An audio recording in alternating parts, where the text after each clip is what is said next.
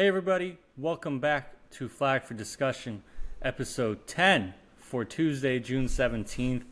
We've got a lot planned for this show today. Program report is back. We're going down to Columbus. We're going to be in Knoxville. We're going to talk about Baylor and Waco.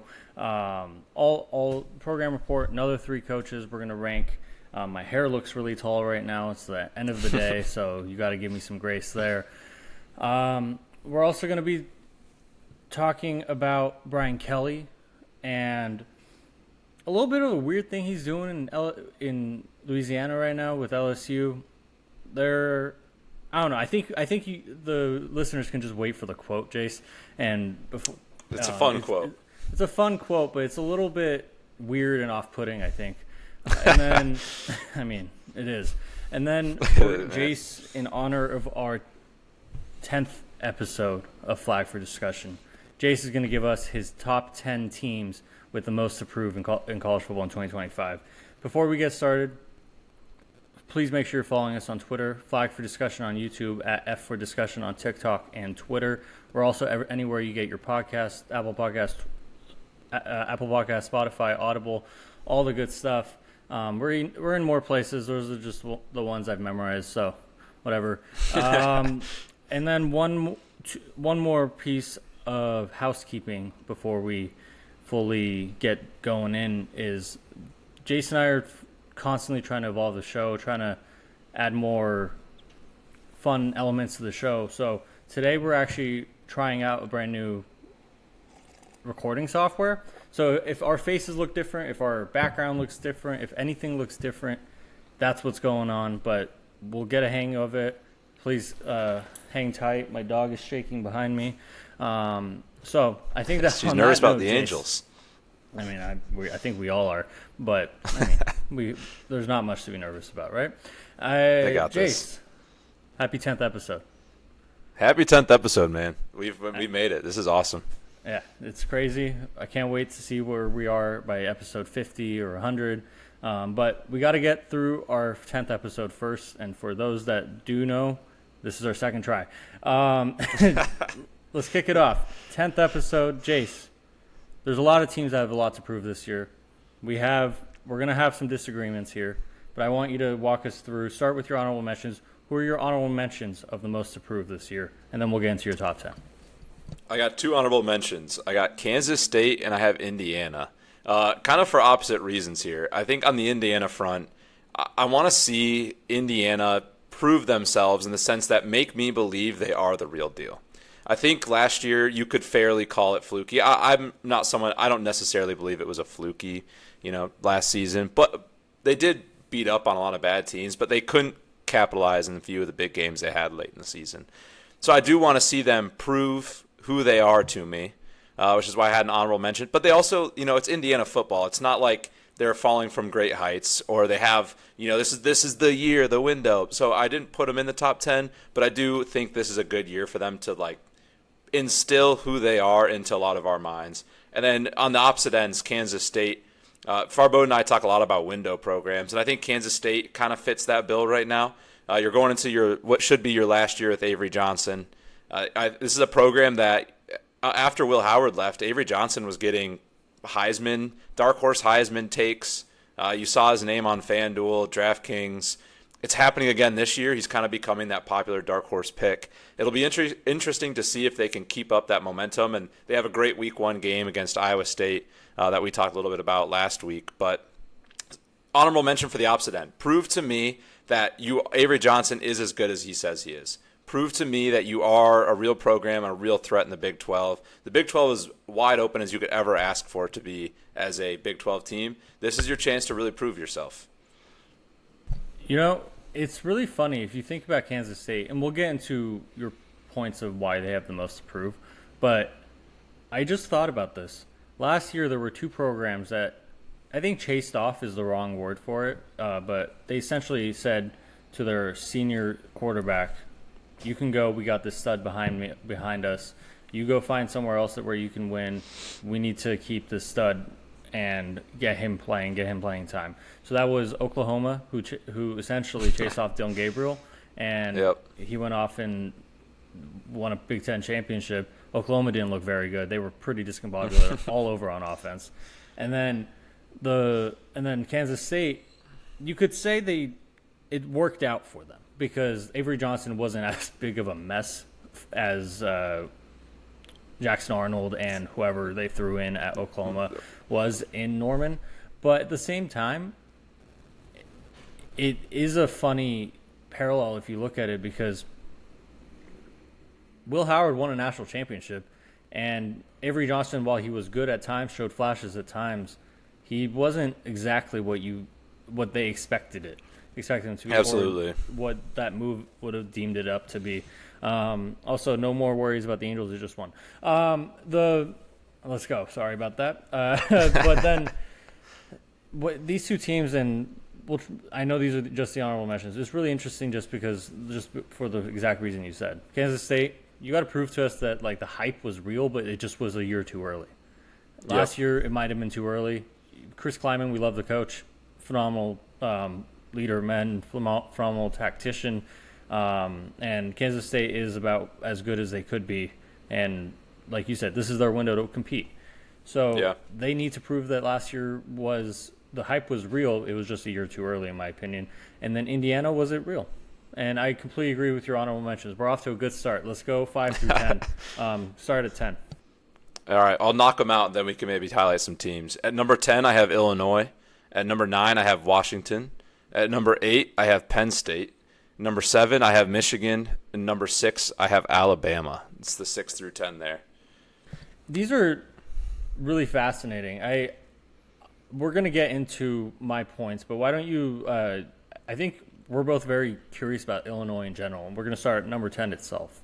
Because Illinois is – I use this word, I think, last podcast too, so excuse me, but they've almost become a darling of the media with everyone saying that they are bound to be this wrecking ball in the Big Ten because they're returning all these seniors. And don't get me wrong, they're really good. Yeah. But do they have that ceiling? Jace, what do you think?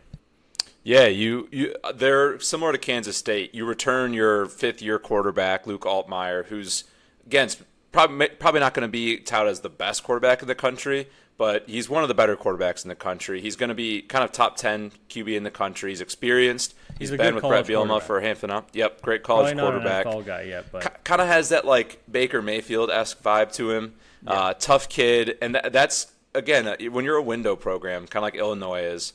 These are the years you have to capitalize on if you want to take that next step into becoming more reload heavy.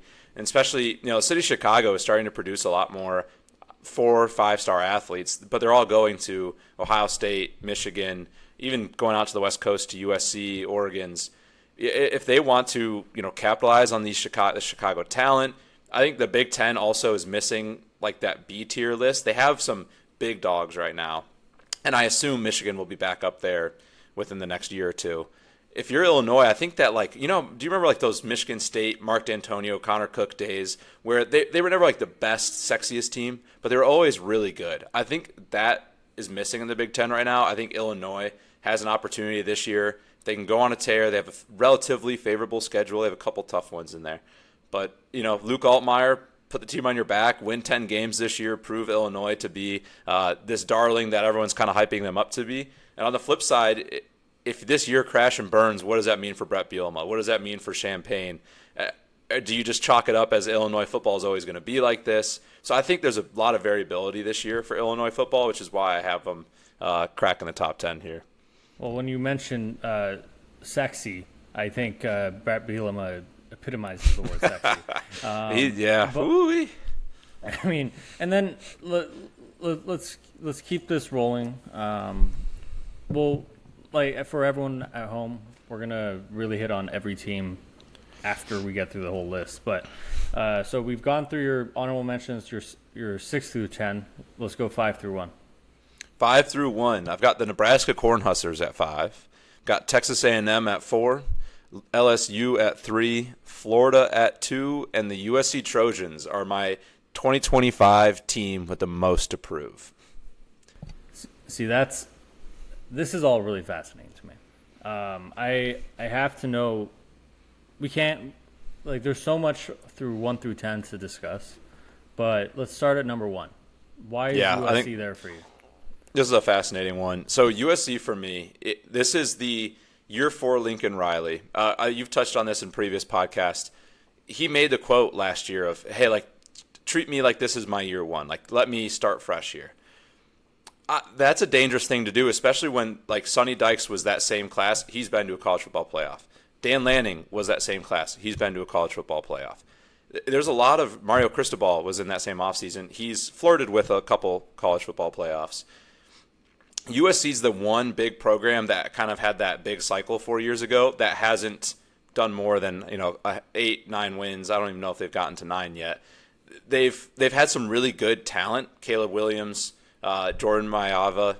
They've had a lot of talent. They just haven't put it together and won 10-plus games, competed in the Big Ten. You're going in year 2 in the Big Ten. You have one of the greatest classes I've seen on June 16th for 2026 that I've ever seen built in period this early in a class. So that class, I think, is very fragile. I don't think you can go 7-5 and keep all these studs committed to you, especially when all of them have so many of their offers. If you want to keep that big class, you have to have a big year. If you're Lincoln Riley and you want to keep a job and you want to keep confidence in you, you have to have a big year. They've put a lot of money into this team. They've put a lot of money into the staff, hiring a recruiting GM, kind of fixing things internally to try and make things better around Lincoln Riley. They've done a lot, and you hear a lot from their fans on social media about everyone watch out, USC's the big dog again, everybody be careful. But you can sit there and you can talk all you want. USC has these big recruiting classes. They got a lot of LA flash, but we're yet to see it. And I think if Lincoln Riley goes 4 straight years of being mediocre at best, I would love to see what happens with USC after.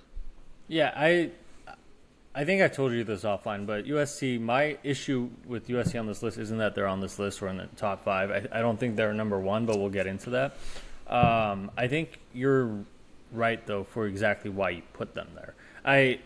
Look, when we're looking at this class, I'm not going to say they're all going to decommit or a majority are going to decommit if they have a bad year. Frankly, because I don't know the nature of their contracts with USC. We don't know. That's fair.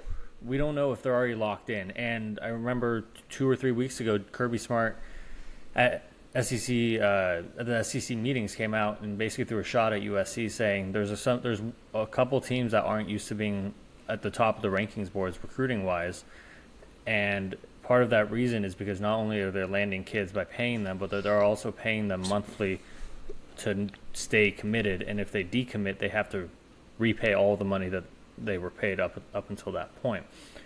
I'm not saying that that's what USC is doing, but it sure sounds like Kirby Smart was calling them out for it. So, and he knows more than we do. Exactly. So all I'll say is, I don't know how fragile the recruiting class is, but to me it does appear. We've talked about it. By June 16th, you're not supposed to have 27 guys committed who are all 4 and 5 stars. You're gonna have. There are some programs who have a ton of guys committed at this point, but to me, if you look at the last 5 years, those programs are the ones that are humming the best, and they are the ones that have an infrastructure set up, recruiting wise, coaching wise, on field wise. They're winning on the field, and because of that, not only are they humming to succeed in the Big Ten or in their conferences or in their season, but they're also trying to finish off, quote unquote, their recruiting class before the season starts. So during the season, they can just focus on football and maybe go after some big fish by signing day. But they finish off their class so far. That's what Ohio State does. That's what Alabama does. That's what Georgia does. That's what Oregon did for the last couple of years. We assume they're going to get back to that point. So it's a long diatribe to say there is something fishy about their class, which makes it appear a little fragile if they have a poor season this year. And the other big dogs might come knocking. And whatever money that those recruits might owe back to USC if they decommit, I'm sure that's going to come back to them in some sort of NIL deal with whatever program. So I think you're absolutely right that they're there. Give me a quick couple reasons for the rest of your top 5. Yeah, I think so. Nebraska's kind of a fun one. I'm not sure many people are expecting that. Matt Rule's been a big talking head in the college football space. We've talked about him a handful of times. It makes it really fun as a fan, and I guess people who talk about college football. He has a lot of great quotes. He's out in the media. He's not afraid to speak against things he doesn't like or that he doesn't agree with.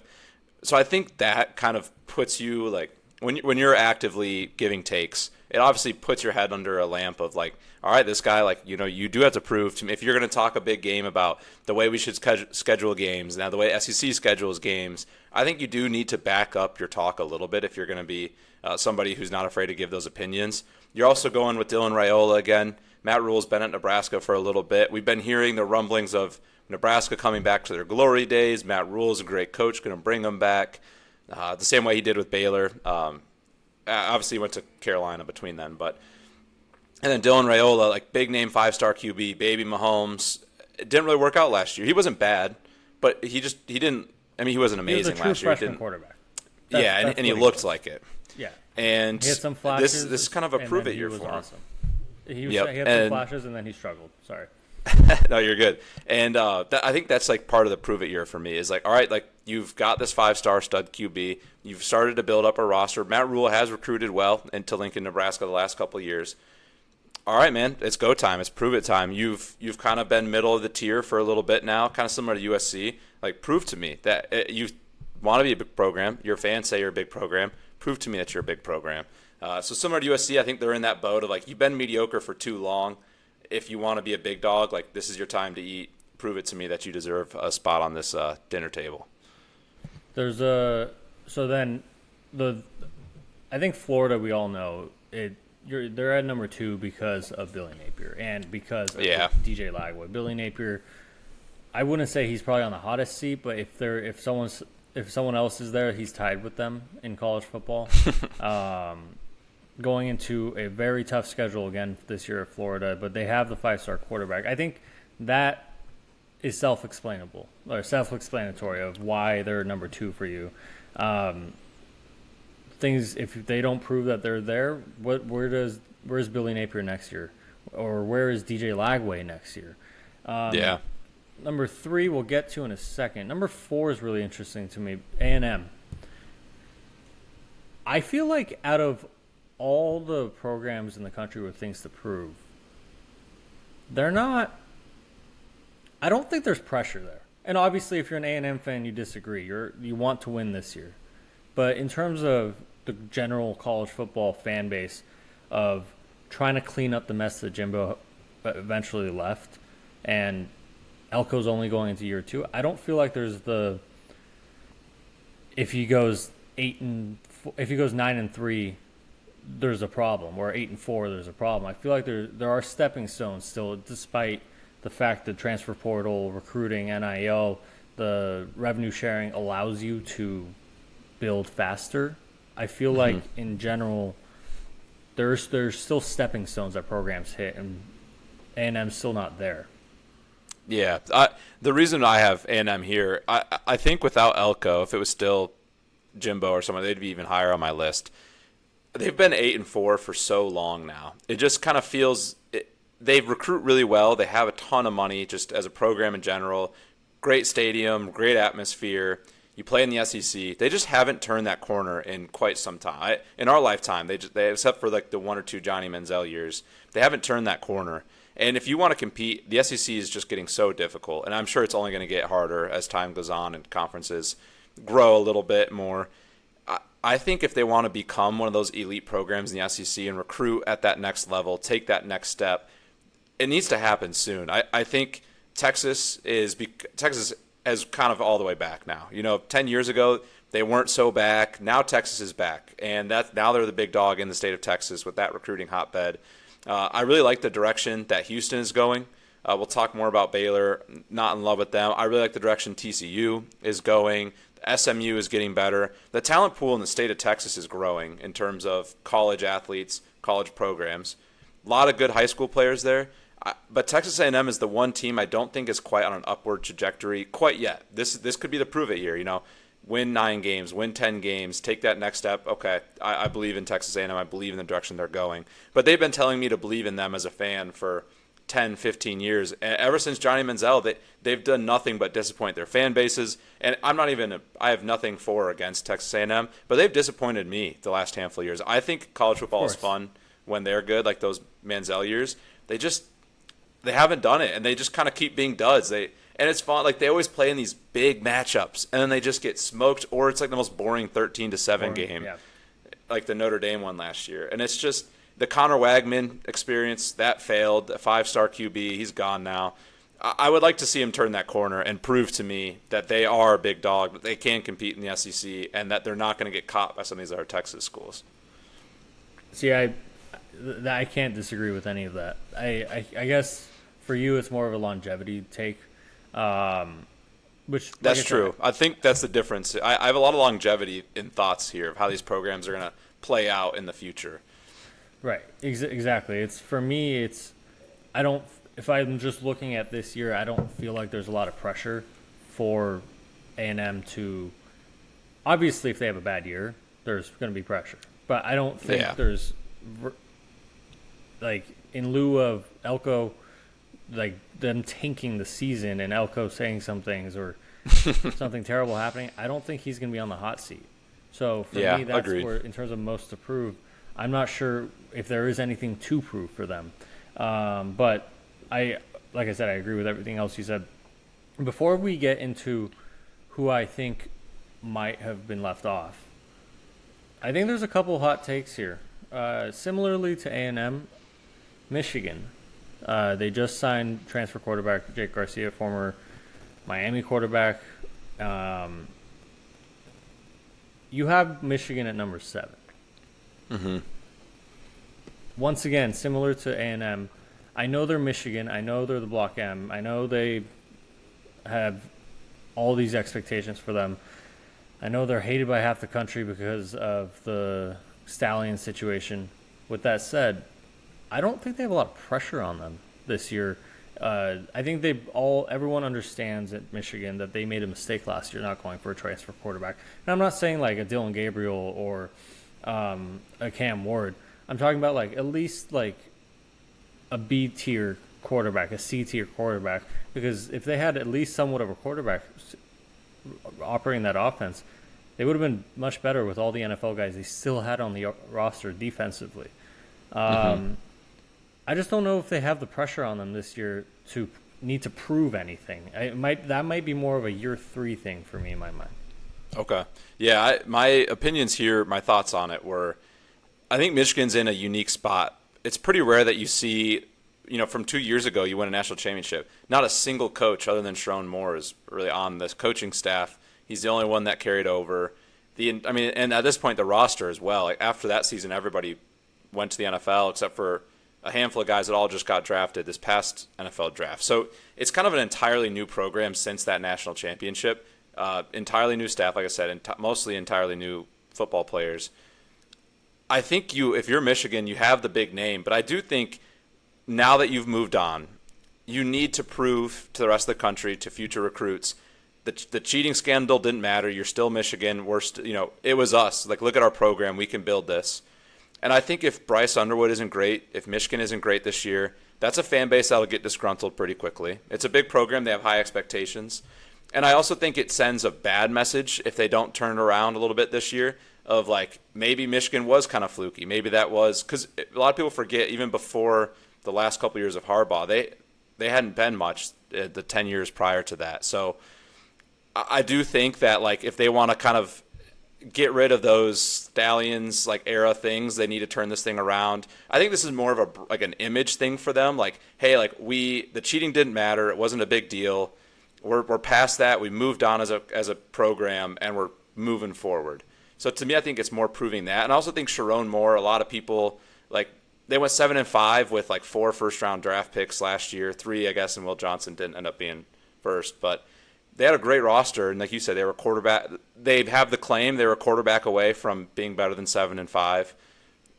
They'll have a better quarterback now. He's a true freshman, so I think to your credit, to your point, that maybe I'm a year early on Michigan on this list. But I do think if they want to get rid of that bad image that they had, if they really want to push forward, prove themselves as a program, like that didn't matter, that wasn't real, we won that national championship, believe in us. this would be a really good opportunity for them to prove that to everybody. Right. It's to me, it almost feels like they're going into, if Bryce Underwood's the guy at quarterback, they just signed Jake Garcia, like I said, and they have Mikey Keene. Yeah, they have Mikey Keene back there too to be their quarterback. But if Bryce Underwood's the guy who's going to take over, it almost feels like to me that they are a Michigan-dressed Nebraska from last year, where they'll have good players, but you're trusting a true freshman to still win football games in the Big Ten for you. And whatever that means to people who, like, if you disagree with me, not you, but you in personal, I respect that. But at the same time, Trevor Lawrence is the most recent true freshman quarterback that's actually done anything worth a shit in the last several years. So for me, it's not necessarily like, it's like expectations plus pressure. All of that goes in hand in hand for me. One last team I want to ask you about. Penn State. So for me, Penn State would be my number one. Producer Harper's drinking water over there, so you gotta excuse me if you hear her drinking water. But Penn State for me is probably my only actual disagreement on this list. For me, they would be number one. That's very fair. This season to me for Penn State is the make or break for James Franklin, not of his career. He's not going to get fired. He's built a very good football team, and he continues to build very good football teams. But for everyone who said he's been overrated in the past, you could also argue his team's never been on par still with the Ohio States or the Michigans that he's lost to. His teams have competed, but they're still not there. So when you talk about overrated, this year where he has pound for pound probably a top two, maybe not two roster in the country, where like he has to get it done. Because in my opinion, if he doesn't do that, he proves his haters right. He proves the people that say he's overrated or he will never win the big one correct. And that, instead of like, so he has the most to prove in terms of he can prove that he is a winner. He can build good teams, but he just takes a longer approach at it. Yeah, my take there with them at 8, because of how good that roster is, and I had them on this list because I was like, if you don't at least appear in the national championship with that roster, that's a failure on the season. That's going to be one of the greatest. Like, that's going to be one of those rosters you look back and they had like 15 drafted, like 7 in the first round. It's going to be ridiculous. The reason why I don't have them higher, the way I interpreted this most approve is like, my thing was like, my opinion on you and your program and your future is pretty here. And what you do this year is going to swing me the most. That's kind of the way I was approaching this. Penn State fans are going to hate me if there's any listening. James Franklin has already proven to me, I think he is a dud. I think he is all talk. I think he's all bark, no bite. Last year, had an amazing roster. That Oregon game was a little close at the end, but Oregon kind of had him manhandled for the majority of that game.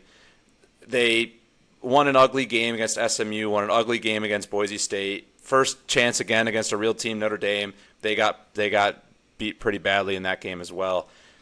I'm out on James Franklin, and I think like 3 or 4 years ago in my mind was James Franklin's like prove it to Jace Hatfield season.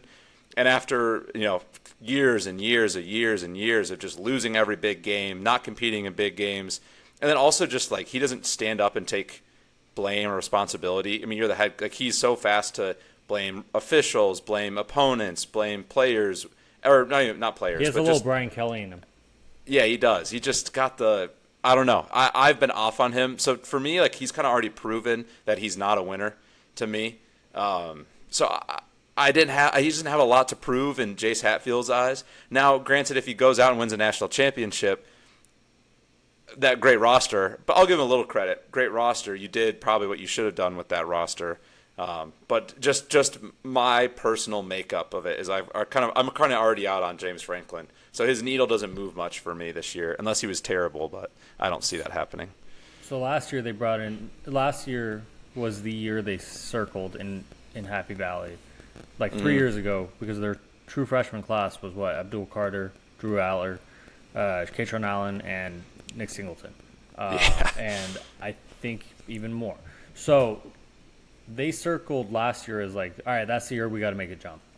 Well, not most of those guys. Abdul Carter's gone. I forget which one of the running backs is gone, but one of them's gone. I think they're both back. They're actually. both back. Okay, never mind. I think they're both back. So a majority of those guys are back for their senior years. Mm-hmm. To me, I completely respect where you're coming from. You've already made up your mind on him. For me, I have two.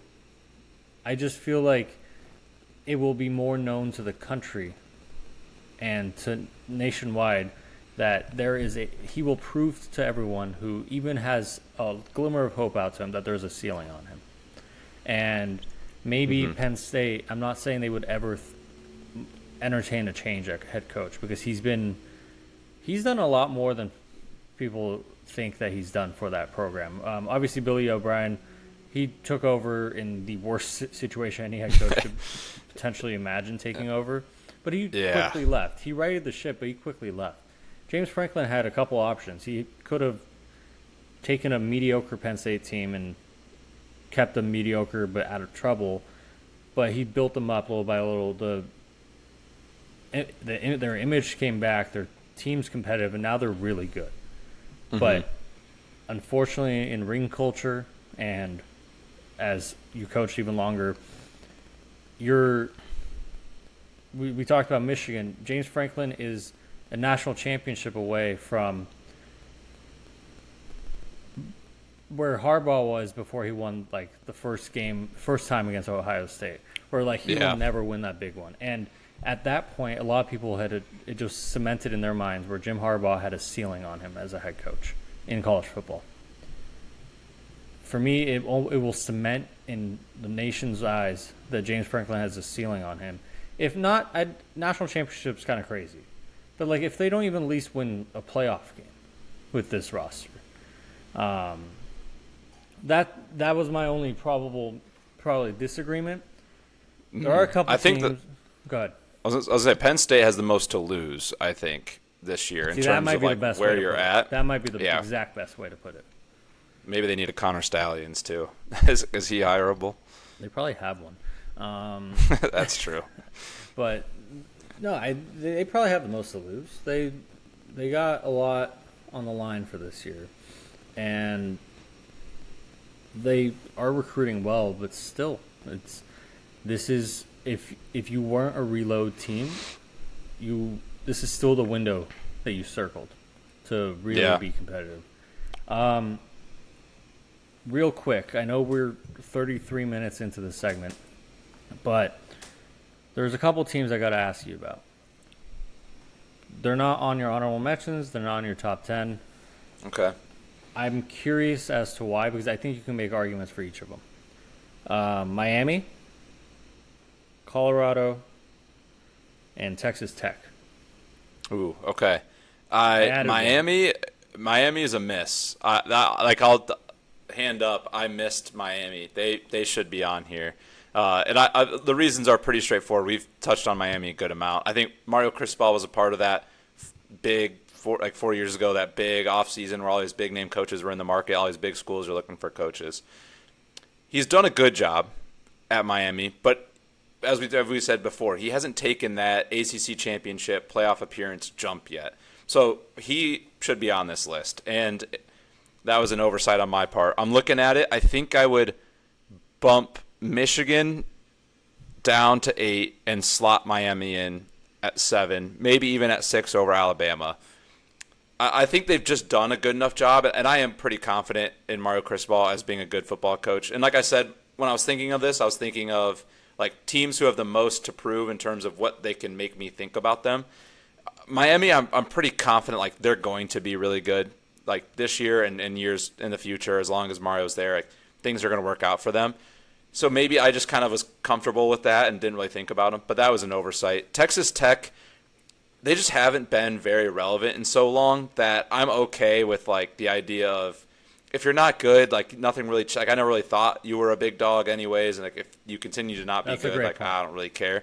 But if they are really good, that would be a fun story. It would be done mostly through the transfer portal. I don't want to like fully say that, but they've had a crazy impressive transfer portal class. And then I'm blanking on the last one. Colorado. It was Colorado. Oh yes, Deion Sanders. If this is single individuals in college football with the most to prove, he might be number one. I think we've also spoken about this, but if he wants to prove to people like me who are saying you used Colorado, granted it was a mutually beneficial relationship, but you used Colorado for your son, Travis Hunter, your name, yourself, and you're going to move on from this program. It was better for Colorado, even if that was true. But if he wants to prove people like me wrong, he can go in Colorado, give them a real shot, coach hard, work hard, develop kids, stay focused, recruit well, stay there for a few years. He has a lot to prove, and you're definitely right. I think as an individual he does. The Colorado football team, even when they had Shadur and Travis, they weren't very good anyways. So I'm not bought in on this idea that like Colorado's going to come out and be good anyways. And I don't even think they need to be good for Deion to prove me wrong. Like they could go 7-5, but if he's truly giving it heart on the sideline and they're recruiting well, like he would have proved me wrong, even despite the not great record of 7-5. I mean, we can say there. I was wondering about where Colorado would land on your list, and partially because when we talked about you doing this list, I in my head tried to mentally create one, and I was like stuck on Colorado because Colorado in a lot of ways has a ton to prove in my mind. You're right, they weren't extremely great last year. They definitely took a massive step from the previous year, and then an even more massive step comparing to where Carl Durrell left that program. With that said, Deion hasn't been a Power 5 or HBCU head coach. He hasn't been a college head coach without his son as the quarterback. And then lo and behold, he lost the best player in the country, the Heisman Award winner, the two-way star, Travis Hunter, this year as well to the draft. You replace these guys, sure. You replace them with Juju Lewis, decommit from USC. He's a true freshman this year. You replace him with Caden Salter, quarterback from Liberty. Had a down year this past year, was really good 2 years ago. They're creating him in the aggregate. They're going Moneyball here. Damn it. Hey, for those at home, if I think baseball was both Jace and I's first sport, so any of these comments will always get me. For me, it's like I was wondering where they stack up in terms of most approved, just because they are a very volatile team, regardless of how much Deion's built them up, and there's a lot of places that they can go. And then for Miami, I thought Miami, you could make a pretty good argument for them to be in the top 10. And they should be. Them. Part of it is like Mario. I'm looking at his record. At Oregon, he went 9-4, 12-2, 4-3, 10-3. So, as much as Miami fans are going to say Oregon fans are giving us revisionist history, because Mario did a lot of great things at Oregon. He built the team up and put them in a place for Dan Lanning to take over and really succeed. Dan Lanning would not have chosen Oregon. Oregon was in a bad spot when he took it over, too. Dan Lanning would not have chosen Oregon if Mario hadn't built the infrastructure for him to succeed there. I'll give you that. With that said, I think a lot of people, after the 2020 season when they went 4-3, and then 2021 10-3, they beat Ohio State, then lose to Stanford. There was a lot of bad vibes in that program that year before Mario left. They lost to Utah twice. Mario was visibly angry in the Pac-12 championship post-game presser before he took the Miami job, like a couple days later. I say all that to say, Miami fans will say that when Oregon fans explain this to them, this is revisionist history, but it's true. Things felt like they had gone stale. And Mario was a great recruiter, and he was bringing in another great class at Oregon, but it felt stale. and it felt like he had infighting between his staff. It felt like so. Then now, fast forward to Miami, he went 5-7 in year 1, 7-6 in year 2, 10-3 in year 3. Winning's not linear. That we need a shirt that says that, or at least a counter for how many shows in a row we've said that. But Miami in general, Mario's not necessarily going to. Once you hit 10 wins, like you said last time, it's kind of hard to like get to a linear point unless Mario goes 12-0, 13-0, you know. But this year we'll find out. Was last year all Cam Ward, or was it a sign that the overall roster is getting better, and which gave Cam Ward a platform and a roster to succeed? They are a good option for this top 10 for sure. They have a lot to prove, and a lot that they like to prove negatively as well. They could prove themselves to be stale again if the Cam Ward, Damian Martinez, Xavier Restrepo, because you do lose your 3 best offensive players. Granted, I shouldn't say that. The right tackle is arguably better than all 3 of them. Yes, thank you. I was gonna butcher it. He's staying, but you lose your 3 best skill players. That's probably what I should have said. Right. And that is hard. That's a lot of production. That's hard to replace.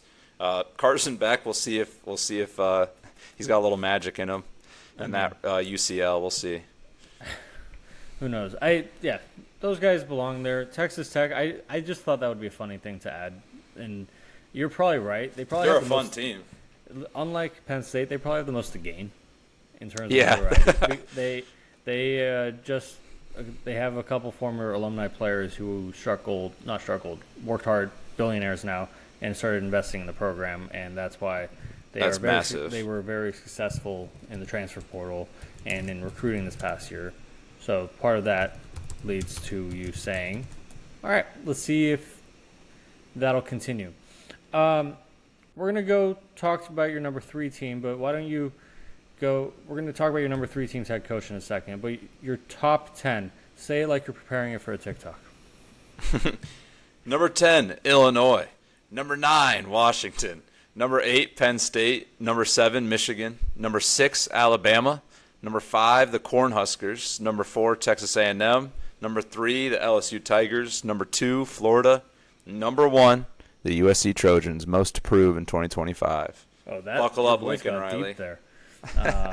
So that's Jace's top 10 most approved list. We'll have more top 10s in the future, and maybe most to lose, like we've just talked about, or be kind of fun. Most to gain, most to lose. Most to gain, most to lose. There's a lot of fun stuff we can do. Also, I realized today we're a couple weeks out from Big 12 Media Days. We're probably a month out from SEC Media Days and Big 10 Media Days. Football's almost here. We need to get, in the future podcast, we're going to start breaking down teams and conferences a lot more, rather than just actually talk about football itself. Let's talk about your number 3 team, Jace. Brian Kelly, fun quote. Yeah, a little fun quote. You could say that. Brian Kelly went on a podcast over the last week, and he was asked about the Week 1 game against Clemson. And for those who don't recall, Brian Kelly's been entering year 4 at LSU. He's 0-3 in season openers. He lost his first 2 to Florida State. Close-ish game year 1.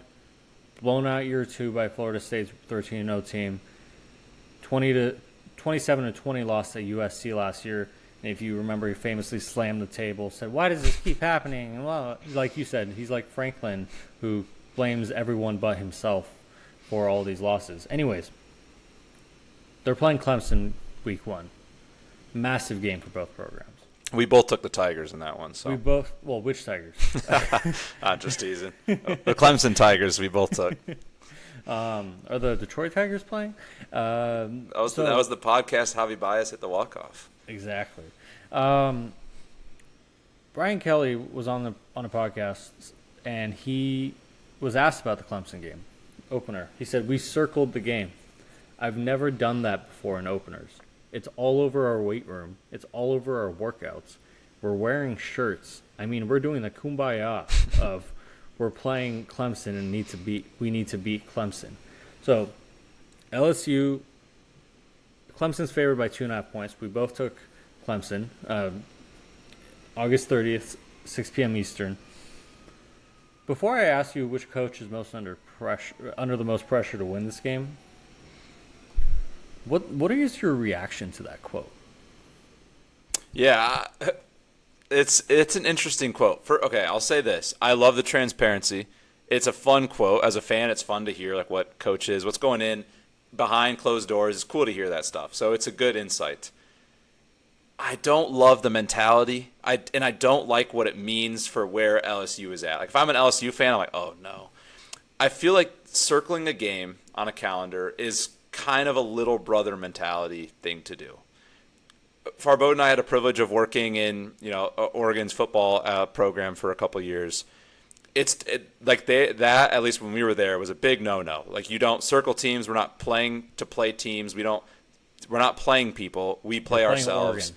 Yep, we play our game. And that's how we prepare every week. No matter who we're playing, we're playing Oregon.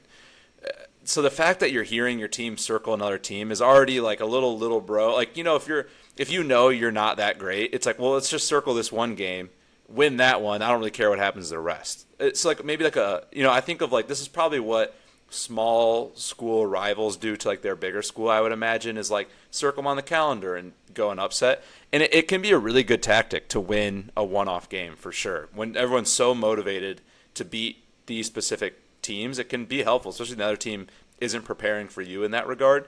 But I don't like what it means about where LSU is at, and I also don't like what it means for – I should probably pull up the rest of the schedule. I don't like what that means for week 2 or for week 3. Who's their first big game? I don't like that they're circling week 1 openers already. And I also think it means Brian Kelly is probably so consumed by the negative press. And like how you mentioned, he's 0 for 3 in openers. I think he's probably been so consumed by that. He's so adamant on winning this one game. It could work out. Maybe they eke out this win in Death Valley. But that would then mean you focus on Clemson. You've prepared for Clemson. You've done everything for Clemson. What happens when you don't play the Clemson Tigers, who are not even an SEC team to begin with, or a rival? I should have mentioned that. But this is not even like a rival. It's not like it's Alabama week 1 or Georgia week 1. This is Clemson. A great team, right. Don't get me wrong. But this game, realistically speaking, has no implications for either of these teams in the grand scheme. Like, I don't like it. It's manufactured motivation, which every coach has the right to motivate. It's a great way to put it. It's every coach has the right to motivate their team the way they see fit. And we saw Dan Lanning last year smash a Washington helmet or call timeout to show his team in the Michigan game that all the fans are leaving because you're beating them. We saw like teams motivate their guys differently, and every coach has the right to do that. But this is almost too manufactured. And this is almost too personal just to Brian Kelly. Because I think that's it's the personal aspect, I think. These kids weren't there. Maybe a couple of them were, or some of them were, but not all of them were there when he lost to LSU Florida State week year 1. More of them might have been there when he lost to Florida State year 2. But this is like you said, it's a narrative thing. He doesn't want to start out 0-4, and it's not like he's playing. So his schedule right now, he's Clemson week 1, then Louisiana Tech week 2, Florida week 3 at home. Southeastern Louisiana, I think, at home again. And then they go on the road to Ole Miss, at home against South Carolina, on the road to Vanderbilt, at home against A&M, on the road to Bama, and then at home against Arkansas, Western Kentucky, week 10, ridiculous, and then on the road to Oklahoma to finish off the season. So for me, it's like you said, I like it because you like the transparency and you wish coaches were more honest for that. And that's one of the reasons you almost like the fact that like some programs have become a lot more open with their video replays of the game the past week, just to show what the coaches and the teams all talked about in the past week and show not only the motivation but what was inspiring them going into that game. But this is too manufactured to me and almost too personal to Brian Kelly rather than the team's goals. Almost too personal to the nation's narrative about Brian Kelly, which is going to be written about the week of the game, the week before the game, previewing it. Will Brian Kelly ever win an opener? It's not even the question, will Brian Kelly ever win the big one? That was the question when he came into LSU. It became the question of, will Brian Kelly ever win an opener? And that's why this is a thing. Real quick, I just want to hit on one point about what you said. This game doesn't have any bearing for either team because both teams have the ability, even with the loss in this game, to go win their conference and make the college football playoff afterwards. Mm-hmm. I will argue, I know on our sheet I wrote down who's under the most pressure to win this game, Dabo or Kirby. I guess the bigger question is, does LSU need this win more? And I would argue yes. I think that SEC schedule and what LSU's leaning up to face on the road against Bama, on the road against Oklahoma, on the road against Ole Miss, on the at home against South Carolina. Those are some tough games, and you could easily drop 2 or 3 of those and be out of the SEC playoff picture again. Clemson, if they lose this game, huge blow to morale, sure. But I think they can win the ACC even with this loss, unless, God forbid, knock on wood, a terrible injury. Which coach do you think needs this win more? Yeah, I'm agreeing with you with Brian Kelly. I think he needs it more. Clearly he's circling the game. Clearly by the quote. Kumbaya going on. So, I also, like, kind of to your point with Dabo Swinney and Clemson, you can win or lose this game. Like, your goal this season is, like, to run the table in the ACC. I'd have to imagine, right? Like, every coach kind of beat your rival, win your conference championship, then go to the playoff, win bowl game, win national championship. This is not Clemson's rival. They don't play in the ACC. And Clemson is the betting favorite to win the ACC. And I think both of us agree our picks to win the ACC. Correct. And for me, and I think for you as well, pretty handedly. I don't think they're going to face much resistance. Let's get through it. So home against LSU, home against Troy, win on the road against Georgia Tech, home against Syracuse, UNC Boston College on the road, SMU Duke at home, Florida State at home, Louisville. I don't know. Is that Furman? Yeah, Furman. Is that Furman, an F with a diamond around it? Furman at home, and then South Carolina on the road. So they both play South Carolina. So, granted, we don't know what UNC is going to be. We don't know what Syracuse is going to be post Kyle McCord. We don't know what Duke's going to look like with Darian Mensah. We don't know what SMU is going to look like year 2. Not year 2. With the Jennings show. With the Jennings show, we don't know how much better Florida State's going to be. So, we could tell you right now they have a cakewalk, which to me, looking at the schedule, it looks like they do. But at the same time, they could have a tough schedule. I still will take this schedule over what LSU's got to play. Agreed. Even if those teams you mentioned do pan out, and like Darian Mensah is a really fun player. I hope that works out with Duke. Right.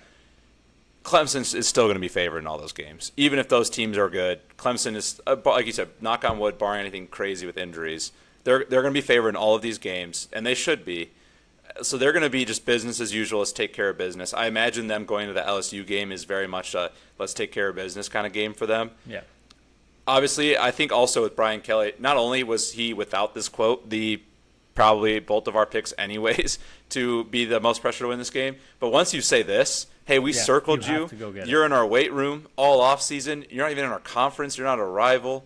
You have to win this game now. If you don't, that is incredibly embarrassing, and rightfully so. LSU fans are going to have a lot of questions for you, Brian Kelly. If you come out with this quote, this focused, you lose. Right. All right, before the program report, we have about 7 minutes. Let's talk. Let's stay in the SEC. Alabama kicks off against Florida State week 1 as well. Mm-hmm. 2.5 months. It's about 2.5 months before that game. So most coaches at this point are telling you, oh, we're in a heated quarterback battle. And they have a big quarterback battle going. Ryan Grubb was on a radio show, their offensive coordinator, who was with Kellen DeBoer in Washington. Just came back to Bama after being fired by the Seahawks.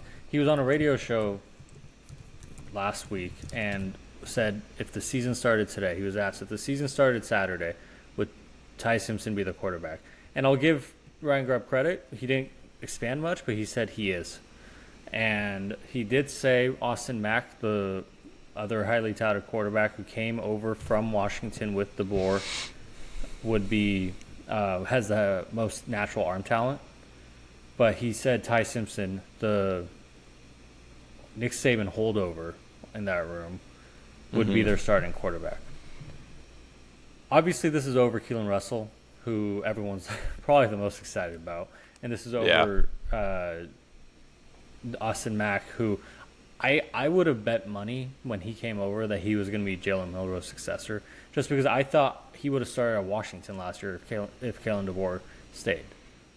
Yeah, and he has like what Grubb said with the arm talent. He's got the arm talent, like that Michael Penix arm talent that they're trying to recreate that offense. He's got that skill set, so I would have thought him too.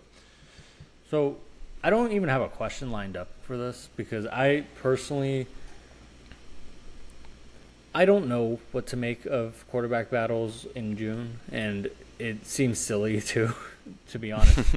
But like you said, the season's approaching. You never know. The season's approaching. So I believe their win total is 9.5. They're going to have an SEC schedule. Where are you with this decision? Is this more of a be safe now, and because he's going into year 2 of the offense, he's the elder statesman of the quarterback room, and he probably is the most ready of that group to face SEC environments, or is it actually because Austin Mack and Keelan Russell aren't there yet? I think it's more of a safety thing. They've got Florida State week 1 to open the season. They're pretty heavily favored at 2 touchdowns. I think it was 13.5 last week when we talked about it. That's one of those games you should win. You should feel good about winning. You don't need a quarterback to go out there and play hero ball. And I think with someone like Keelan Russell and Austin Mack, they might have the highest ceilings in that room, probably higher than Ty Simpson. But they also probably have a lower floor. And if he's calling Ty Simpson the starter, or at least claiming he is, I think that would mean Ty Simpson's getting to the safest floor. Okay, let's go to Tallahassee. Let's get this win. And then you have 2 weeks and a bye week against lesser opponents. And then you play Georgia. It's week 5 of the season. It'll be their 4th game. I imagine that whatever you do in those first three games, you're kind of gearing up to figure out, all right, here's what we're going to do with Georgia. Are they playing an angle of, like, we're not going to – maybe Austin Mack is the guy for the season. They don't want Georgia to know that. So maybe they are rolling with a Ty Simpson for a couple of games, see what he gives you. I imagine we'll see all 3 quarterbacks through the first 3 weeks, unless they really are like, oh, yeah, Austin Mack's a stud, we're going to hide him. Or maybe Ty Simpson's a stud. And they're like, this is not even a QB bat. Like, this kid's just really good. I think it's smart by them to not say much. I think even though it is Florida State, I think they're safe in that game just to not turn the ball over, and they should be fine. So maybe they're hiding until the Georgia game. I also don't think Keelan Russell would be the answer. Alabama doesn't really strike me as a let's start a freshman QB year 1 kind of program, which is how much talent they always have. That Alabama, and I know we said this about Michigan earlier because they might start a true freshman, but they are in a unique situation with a second-year coach coming off of a bunch of NFL guys leaving. And I know Alabama also has a second-year coach, but I would argue that a program like Alabama has the luxury to not need to start a true freshman quarterback. 100%. And when you're looking at Alabama, I just thought about this. Call me crazy. Is there any truth to the theory of Kalen DeBoer might prefer him because he's older? Not age-wise, but more experience. Who has he had success with? Fresno State, Jake Haener was a junior, had one more year at Fresno State afterwards. Who at Washington, who was his first call? Michael Penix going to his junior year, who no one really knew about, but he was coming off of injury. He had good arm, but really came into his own under Kalen DeBoer. Maybe that is the angle. Maybe that is the theory. I mean, if I told you their over/under win total is 9.5, Florida State, ULM, Wisconsin, you can give them wins potentially. Yeah, I think that's 3-0. Yeah, like obviously the games haven't been played, but if I'm just going off of my phone schedule right now, Georgia toss-up, Vanderbilt. I cannot see Alabama losing to Vanderbilt 2 years in a row. No. Vanderbilt, Mizzou wins. So that's 5. I would say Tennessee is a toss-up. South Carolina is a toss-up. LSU might be a toss-up. Oklahoma is a toss-up. Eastern Illinois and Auburn are wins. So we're at 7 wins and about 5 toss-ups. Yeah. So if you were betting the over, you need them to go 3-2 in the toss-ups. Right. And I would – you and I are believers in Kalen DeBoer. I think there's a decent shot, not promising this whatsoever, but there's a decent shot. They come out this year, whoever's at quarterback, and they look like 2023 Washington. Not as explosive with as many first-round picks, which they have talent-wise on the roster. But, like, when we were talking about that team 2 years ago, off podcast, obviously, we didn't have this then. We were like, they're just a machine. Everything's efficient. Penix is throwing to the right guy. They don't run the ball much, but when they do, it works. And there's a chance they could come out and fully gung-ho, and that would completely make this decision valid.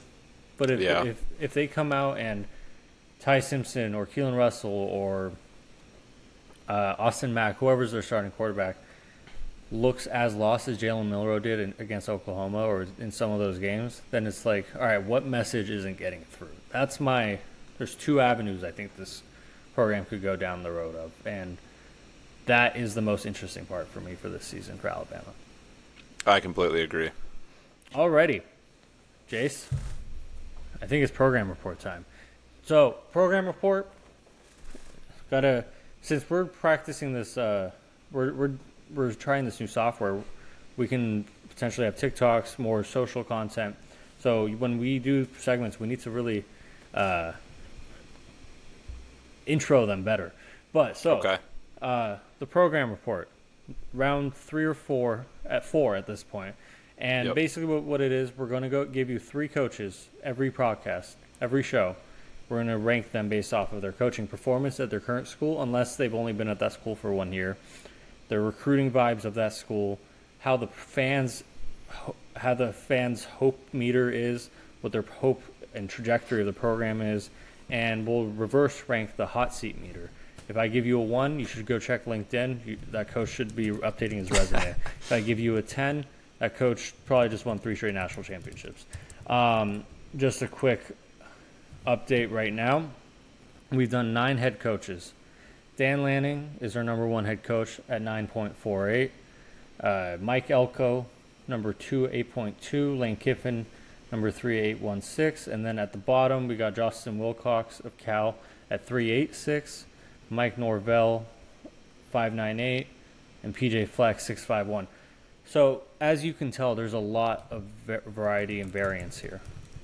As we keep putting more coaches into this software, the list is going to really really reflect the best coaches in college football. Starting number 1, let's go down to Knoxville, Jace. Feel free to knock a couple of these out. Starting out with coaching performance. Where do you have Josh Heupel's coaching performance at? I have him at an 8.3, as does Farbode. We're pretty locked in today with the program report. They've been a good program. They've been to playoff games. They've been competing at the highest level in the SEC, which is very difficult to do. They haven't taken that jump. They haven't won an SEC quite yet. They haven't won a playoff game quite yet, which is probably holding them back a little bit. They have beaten Bama a few times as of late in history, so they are kind of winning those big games, getting momentum. They just haven't really taken that big step, I think, forward. They're still in that maybe like tier 2 of the SEC, which is no disrespect. That's a phenomenal place to be. It's not much more to say. They've been a very good program the last couple of years, and I think that 8.3 reflects that. That's exactly where I have them. I boost him a little bit because of how they handled the Nico situation. There are detractors of Josh Heupel, the coach. There are people who say his offense, unlike Lincoln Riley, whose offense does work against better teams, it's just his defense combined with his offense doesn't. There's a lot of people who say Josh Heupel, when he plays the bigger, physical, more better teams, his offense is easy to figure out. and harder for the quarterbacks to handle under pressure of a much better defensive line coming at them. With that said, at Tennessee, Josh Heupel's done wonderfully. And let me just remind you, and we'll go faster through this, but before Josh Heupel, Tennessee was 3-7, 8-5, 5-7, 4-8, 9-4, 9-4, 7-6, 3 straight 5-7, 6-7, 7-6, 5-7, a 10-4 year, 9-4, 5-6. That's dating back to 2005. I mentioned 1 10-win season. Josh Heupel has 2 in 4 years. And yeah, he's turned that program around. If any Tennessee fans who have a problem with where he's taken them, remember what you had and what you have now. Appreciate that a little bit more. Recruiting vibes were very similar. You have him at an 8.5. I have him at an 8.6. They're recruiting regularly in the top 12, top 14 1 year. Maybe to get to that tier 1 of the SEC that you mentioned, they have to recruit a little better. But they're recruiting good enough to be extremely competitive, have the talent that they need. So that's where I have them. That's where recruiting were very similar on that. Program hope and trajectory. Where do you feel they are, hope wise? Yeah, I got them in I got 8.4. So similar to the performance, like they're on a great track. I struggle to see them overtaking that tier 1 of the SEC anytime soon. I'm with you. So for those that aren't familiar, that Josh Heupel offense is the veer and shoot is like the term for it. It was an Art Briles, Arkansas, Baylor Day offense. It's like built on, like if you ever watch a Tennessee game, their wide receivers are like super spread. They're like almost on the sideline, as far as they can get, with like nobody in the middle. It's kind of a goofy offense. Right. There's also like no direction for the receivers. They have like 3 routes they can run, but they make their decisions after the snap is taken. So the quarterback has to make the best decision on the fly every play. So it's simple for the defense to figure out. It's really complex for quarterbacks and receivers to get on the same page. So sorry to interrupt. No, that's great, a tidbit there. So I think that handicaps them in taking that next step. I think it's a great style of offense when you maybe don't have all the pieces that you're looking for, and maybe you're not trying to compete at the highest level. But when you get to like a Georgia defense, I don't think that like having your quarterback have to make 30 really good decisions, correct decisions, is a great way to go about winning those big games. It's really easy to play an elite defense and not make a good decision. Or like you mentioned, have so much pressure, your wide receivers aren't looking for the football, you throw a pick, and in those big games, you just can't really afford those kind of mistakes.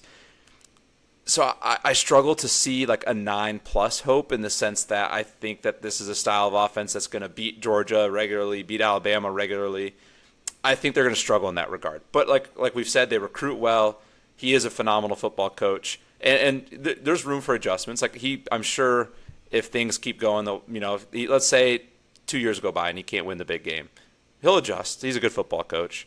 So 8.4 is a very healthy spot to be. It's just when you're on that tier 2 in the SEC, it is really hard to project yourself to step above those big programs.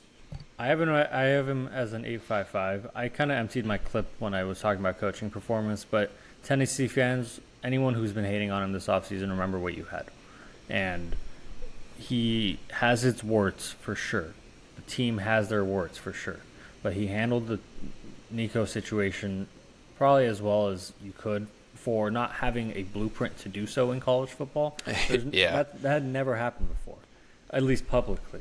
And then in terms of trajectory-wise, they're going to be a Tier 2, Tier 1B team under Josh Heupel year in, year out. And the thing that makes me most excited for their team is that most offensive coaches, cough, cough, Lincoln Riley, do not prioritize defense, or at least did not. Josh Heupel's defense was better than his offense last year. It was a really good defense last year. And realistically should be really good again this year. All right. Hot seat meter, I don't think there's much to talk about. You have him at a 9. I have him at a 9.1. He's not getting fired this year. Or I don't think in the next couple. That brings he's the Josh best thing Heupel. they've had. Exactly. That brings Josh Heupel to number 2. He unseats Mike Elko. His final ranking for us is second currently in our program report at an 8.59. He's far behind Dan Lanning at 9.48, but he is comfortably sitting right now at number 2. Our number 2 coach that we're going to talk about program report, Dave Aranda, Baylor. We're very similar on coaching performance.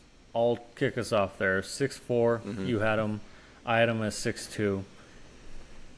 They've been up and down. They won the Big 12 in 2021 at 12-2.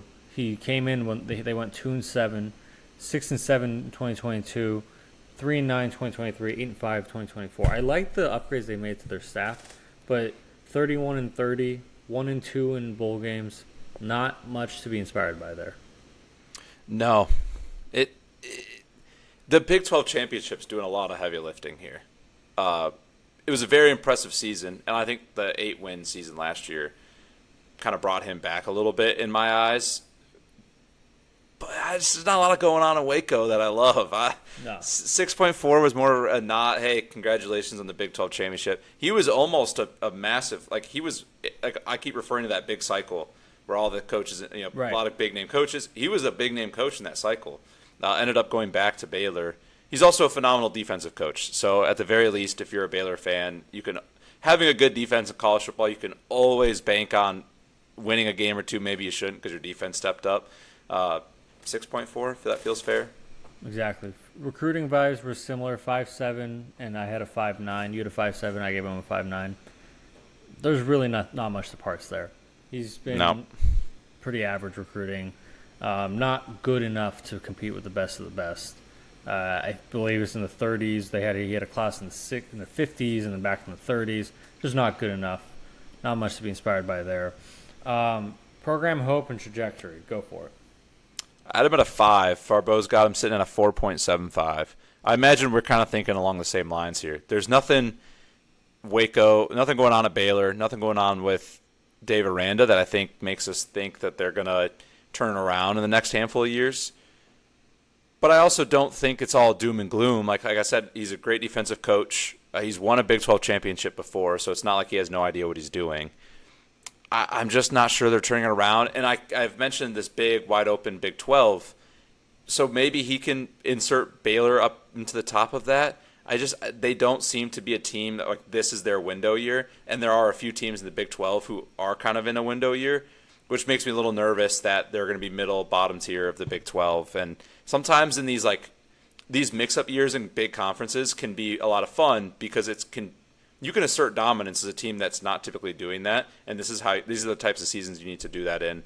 I don't see Baylor being one of those, but he's proved. I mean, he won. Like I said, he's won a Big 12 championship. It's hard to tell a guy he can't do it when he's already done it once. So it's funny. You and I have a weird dynamic because there's certain things that you are the optimistic one about, and I am the pessimistic one about, and there's certain things that I'm more optimistic than you are. And that's how we balance each other out really well on this podcast and over text when some news happens in college football. I try to be positive, so I like the staff he's building. Like, should have done it a couple of years ago, but Jake Spavital, he brought him over from Cal OC. Matthew Pelage is co-DC. I like the staff that they have in place now. I like some of the changes they're making offensively. I can't get this out of my head. This program reminds me of a Big 12 Cal. Yeah. And I don't have a lot of hope for Cal. And for that reason, 4.75, that's why. Hot seat meter, you have him at a 4. I have him at a 3.5. Just to kind of explain to everyone at home, I personally think this is a make or break year for him. I think, unfortunately, or fortunately, if you're a Baylor fan, depending on how you're feeling, if they're not 8-4, 9-3 this year, he's likely fired, and that's just the short and sweet of it. Like, that brings him. Unless you had anything else to say about Dave Aranda. No. One last point: the hot seat meter is the most interesting category for Dave Aranda because if he gets fired, he will. My guess. Farbo and I have talked about this before. My guess is he will get a DC job at like a big name program, and probably ball out. I would have to imagine he's always been able to put up a good defense. So he could easily be one of those guys, kind of like the Chip Kelly, how he kind of went back to being an OC at Ohio State. He could do one of those where he just goes, be a defensive coordinator at a big program, wins a national championship or competes at the highest level, and then just goes back out and finds a head coaching job. I would imagine at a better school than Baylor. I think Baylor's just one of the – there's so many good colleges in Texas. Yeah, it's just hard. And they're kind of – Waco's the one city of all those Texas schools that's a little bit out there. All the other ones are kind of down the same highway. So even just recruiting kids in Texas, it's a lot easier to get kids to go to some of those like SMUs that's in Dallas or, TCU's in Fort Wayne. It's hard to get somebody all the way out to Waco. To piggyback off that, we gave him, so his final score in our program report is 5.18. I don't think any of that is necessarily saying he's a bad coach. I think it's well documented. He's an excellent leader of men. He knows how to be a good tactician. When he was coming out of LSU as a defensive coordinator to take the Baylor job, he was talked about the way Dan Lanning was, the way Mike Elko was. And when he came out of, and when Mario Cristobal left and Lincoln Riley left Oklahoma and Brian Kelly left Notre Dame, you know who was a hot seat member, or when Dan Mullen was fired out of Florida, you know who was a hot topic of potential hire? It was him. It was Dave Aranda after the 2021 season when they won the Big 12 championship. So it's not that he can't coach. It's just that this experience at Baylor has run stale. He's, like I said, 5.18. We've given him second to last ranked coach in our program report so far. Rounded out with Ryan Day. Let's go to Columbus. I think we can run through this. Coaching performance. It's Ohio State. He just won a national championship, 9.6. Did it in 6 years, won too. A national championship, 9.35. Just lost 3 straight to Michigan. I should dock him more for those, but at the same time, he's an excellent head coach who gets a lot of hate, and from us, too, which he deserves. But that's where I have him. Recruiting vibes, we both gave him a 9.6. There might not be 2 teams in the country, 2 coaches in the country who recruit better than Ohio State on an annual level, and on an annual basis. And Ryan Day has that program set up to reload. You're not only reload and develop, but reload with superstars. Yep. Jeremiah Smith wouldn't have chosen that team if he didn't see a track record of that. And that recruiting profile gave him a 9.6. Program Hope, we were both pretty high on him. It's Ohio State. You give him a 9.8. I give him a 9.5. There's not much to say there. I would only argue that there is a bit of it's not that I think they're going to be worse than what you think, but it's more.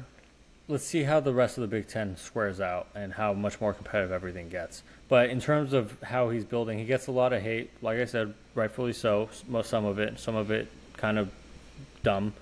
But he has shown 6-7 years at Ohio State he can build a national championship program with great resources, granted, but he can build the program. He can be the guy at Ohio State. Hot seat meter. You got any words there? 9.5. It's not a 10 because he was a dead man walking after that Michigan loss, and I think the national championship, he's 9.5. He's very safe. His job is very safe, but with the way that Ohio State fans treated him after that third Michigan loss this past year, which was fair, you can't be losing games like that. He was almost fired, so he's not a 10 because if it were him, even though you just won a national championship, he could win 4 straight. But if he's not beating Michigan, that seat is going to be a little bit warm. Just a little bit warm if you're not beating them. The burner is going to be constantly on until they quell the Michigan drama. I mean, he is a 9.5 for me, 9.5 for you. He would be a 9.9 or a 10, I think, for both of us. But it's kind of hard when your athletic director had to answer questions after a loss about whether he was going to fire you or not. Not early in the season, not 3 years ago, the week after the last regular season game this past season, in the same year that they won the national championship. Wild. It was wild. So, program report. Dan Lanning, I'm sorry to say it, we have a new number 1 head coach in our program report. Ryan Day totals a 9.56. Dave Aranda. Dave, yeah, sure. So that brings our totals in this program report. Number 1 head coach through, mind you, for everyone at home, we've only done 12 head coaches. Just because your head coach isn't listed doesn't mean they're lower than these guys. It means we haven't gotten to them yet. But Ryan Day, number 1 at 9.56. Dan Lanning, number 2, 9.48. Tennessee's Josh Heupel, 8.59 at 3. Mike Elko, 8.2. Lane Kiffin, 8.16. 8.16. Sorry, I got distracted. Chris Signetti at an 8.03. Then Brian Kelly comes in at a 7.93. Kalani Sitake, BYU, 7.2. Minnesota makes an appearance. PJ Flex, 6.51. Mike Norvell, 5.98. Dave Aranda, 5.18. And then Justin Wilcox rounds it out at 3.86. So program report's really coming together. I like what it's looking at. We got 2 more segments. I'm going to try to challenge us to go 10 minutes and wrap it up from there. 1 game. Jace, we've talked about a lot of fun games. You talk constantly about how much I love Clemson for this season. This might be your Clemson. TCU, 2.5 point favorites, August 31st, 7:30 Eastern at North Carolina. The Fighting Bill Belichick's, Fighting Jordan Hudson's, open their season against TCU at home. Who you got with the spread, and why? Come on. For those not watching, I've got the frogs up. Go Frogs, baby. I'm taking TCU. I've said it a million times. You're going to hear me say it a million times. This is not betting advice, but it can be if you're not willing to attach my name to it. I love in early season games coaching and quarterbacks that are back with the system. Because a lot of teams in college football, a lot of quarterback turnover, a lot of new schemes, new systems. UNC is going to be going through that. I guess quarterback Miles Johnson did get hurt, but he's back. Bill Belichick, brand new coach. I imagine there's going to be an entirely new offense that's getting instilled in North Carolina. Also, I think North Carolina's had so many offseason distractions. They were going to have the show, and then they weren't. I think everything with Bill Belichick and Jordan Hudson and the media around that has probably been distracting. I think Sonny Dykes and TCU is going to be a lot more of kind of a well-oiled machine week 1. I think UNC is going to be kind of figuring who they are, what the culture is going to be, who's the leaders. Week 1, that tends to bode well for the team that's a little bit more stable. I'm taking TCU. Also, TCU is like my dark horse team this year. I think they're going to be phenomenal. I think Josh Hoover could find himself in New York, maybe not hoisting the trophy, but he could find himself there with the big season. I'm going with the Frogs. Or like Heisman? He's going to get a job on Wall Street there. Okay. Heisman conversation. I like Josh Hoover in the Heisman conversation this year. But TCU 2.5. I love the 2.5 as well. It is in Chapel Hill. But as a guy, obviously, I'm all on the Frogs. I like the 2.5. Man, there's so many things that are making me want to take North Carolina, just for the fun of it. But do it. I feel like I do that too much in this one game segment. So I'm gonna agree with you. I'm gonna take TCU. I guess if you're gonna take the spread, you should take the money line too. We're gonna get back and look at all of our picks before the season comes roaring through. We've picked so far the TCU North Carolina game. We've picked the LSU Clemson game. We picked Iowa State Kansas State and Alabama Florida State. Alrighty, Jace. 10th episode. One last thing. We're gonna play a game. It's called 6 for 60, or 60 and 60. We have 6 questions going back and forth. The second one of us answers, the other one starts asking the next question. You have up to 10 seconds to answer it. There might be 1 or 2 questions where I'm like, take longer. But, Jace, kick us off. Farbode, which team misses the playoff that everybody thinks is going to make it? Don't hate me. I'm going to say Georgia. Love the answer. There's a lot. That's going to be a conversation for another day. Which fan base, Jace, is the most annoying online? You know the two I'm debating between here as an Oregon fan. Right. I'm going to stick with the Huskies because my friends from the Midwest always go, "Why is Washington active on Twitter?" Exactly. So I'm gonna go with the Huskies. Yeah, exactly. That's my answer too. All right, Farbode, I got one for you. Most overrated coach right now. Right now, most overrated college football coach, Bill Belichick. Don't so know funny anything to about say. him. Yeah, overrated college football coach. Please understand that. Jace, who wins the title first? Texas A&M, Oregon, or Penn State? I'm between Penn State and Oregon. If it's not Penn State this year, it's the Ducks. I don't think it's Penn State this year. Give me the Ducks. All right, Farbode, I'm going to rapid one back at you. Most likely playoff contender in the year 2030. Scott Frost, Lincoln Riley, Brian Kelly. I did not attach the schools intentionally, wherever they end up. So this is assuming that either Lincoln Riley, Brian Kelly are doing what they're supposed to at their current schools or out of a job and somewhere else, or Scott Frost has really built up UCF to what he intended to before he left for Nebraska. I'm going to have to go with Lincoln Riley. I think Brian Kelly's probably gone from LSU at that point. Scott Frost probably will build a good team, but who knows. Last question, Jace. Feel free to take longer than 10 seconds on this one. If you were lost on a deserted island, which SEC head coach would you want by your side? Oh, man. I don't have any hunting skills, so my mind's immediately like, who can help me find some food and survive? I know Shane Beamer has made comments about hunting. I think his son's name is Hunter. He makes a lot of parallels of like football's like hunting, and he goes into it. So I'm gonna go with Shane, assuming that means he knows hunting. I'll go with Shane Beamer. He's a little young too. I think he's in his 40s, young for a coach. So maybe we could chap it up, have a good time together on this deserted island. Give me Shane Beamer. I'm no Lenora Sellers, but I'll do my best. I like it. I mean, there's so many coaches there that, like, do you want someone that would tell you a fun story or someone who will help you survive? So I guess it depends on what kind of life evaluator you are, what kind of philosopher you are. I can tell you Brian Kelly was dead last if I were to just go rank them all. Probably. Sam Pittman should be up there. I feel like Sam Pittman knows how to get his way around a deserted island. Yeah, he almost scares me a little bit. Like, am I the food?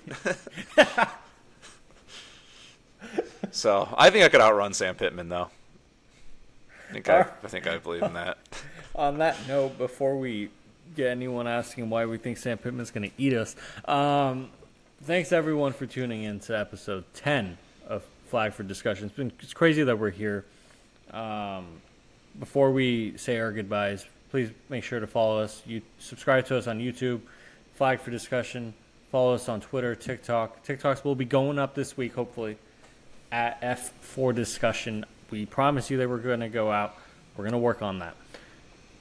Jace, not week 10, episode 10. Went a little longer than we planned on, but that was fun. That was fun. 10 episodes. It's the beauty of having our own show. We can go long, we can go short. I feel good. I'm proud of us. We've worked hard these 10 weeks. I think we've gotten better over time. I think we've both put in the effort to listen to our shows, get better, try to get feedback from friends and family, building some listeners. We got TikTok rolling out. I'm excited. We're here. Whether you listeners are going to be or not, we hope so. But Farbode and I are going to be here week in, week out, making a podcast because I'm having a lot of fun doing it. Exactly. Look, we have grown. I think we'll recognize ourselves if we go back and listen to episode 1, but I think it would still sound a little distant. Mm-hmm. I think I'm excited to see what it would sound in 30 episodes, in 20 episodes, in 50 episodes. How different does a show look? How different is our camaraderie of just back and forth? How different are we structuring everything? This is one of the reasons we wanted to start the show in the off season. And I know some people probably were like, yeah, but you could get a lot more followers and subscribers if you start the show when everyone else is watching or caring about college football. Well, we also wanted to find our voice. We also wanted to be able to figure out what it means to do a podcast on a weekly basis. And hopefully, once season rolls around, we're able to roll out 2 episodes a week. We're thinking about that right now just for previews and game reactions as well. Mm-hmm. There's a lot coming down the pipe. but I just want to. Here's a toast with our mugs. 10 episodes in. Here's to the next 50. Shot Thanks of everyone. tea. Exactly. Thanks everyone for tuning in. Episode 10 of Flag for Discussion. Peace.